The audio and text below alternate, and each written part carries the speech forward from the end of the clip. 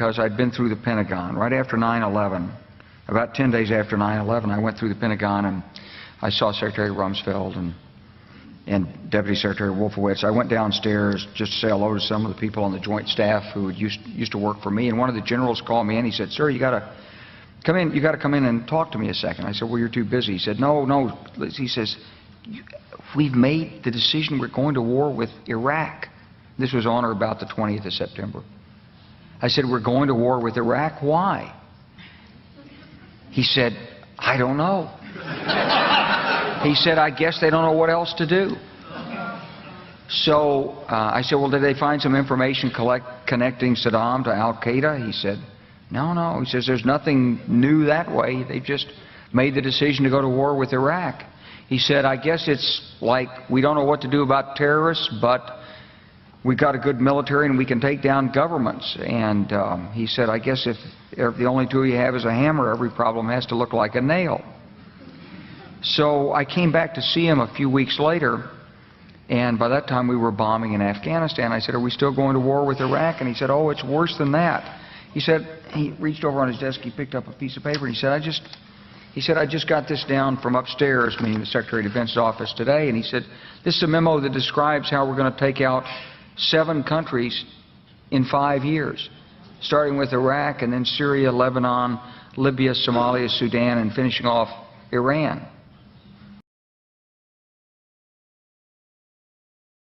This is a memo that describes how we're going to take out 7 countries in 5 years, starting with Iraq. My fellow citizens, at this hour, American and coalition forces are in the early stages of military operations to disarm Iraq, to free its people, and to defend the world from grave danger.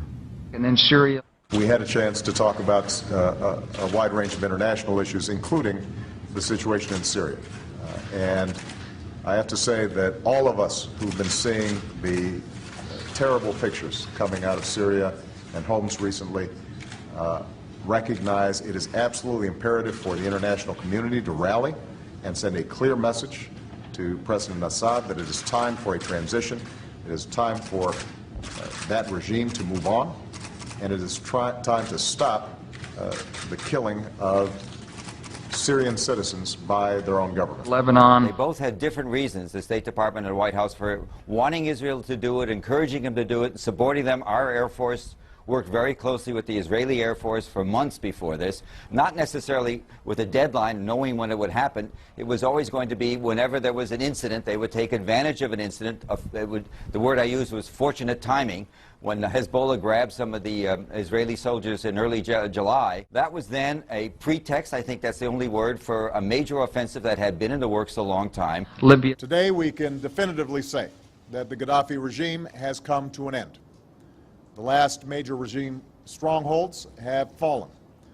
The new government is consolidating the control over the country, and one of the world's longest-serving dictators is no more. Somalia.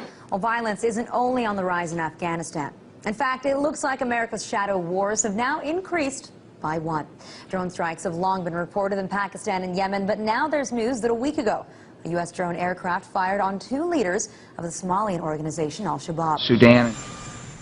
President Obama is sending 100 combat-equipped troops to Central Africa to advise local forces on getting rid of one of the continent's most vicious operatives, Joseph Kony, the head of the Lord's Resistance Army, a group responsible for atrocities across the region.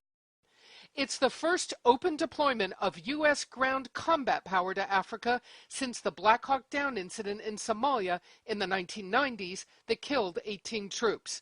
U.S. troops may wind up now in Uganda, South Sudan, the Central African Republic, and the Democratic Republic of the Congo. It's part of a growing military effort to engage in Africa. Finishing off Iran.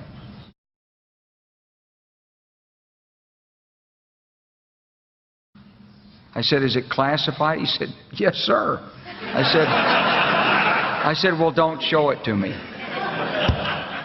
And I saw him a year or so ago, and I said, "You remember that?" He said, "Sir, I didn't show you that memo. I didn't show it to you." I'm sorry, what did you say his name was?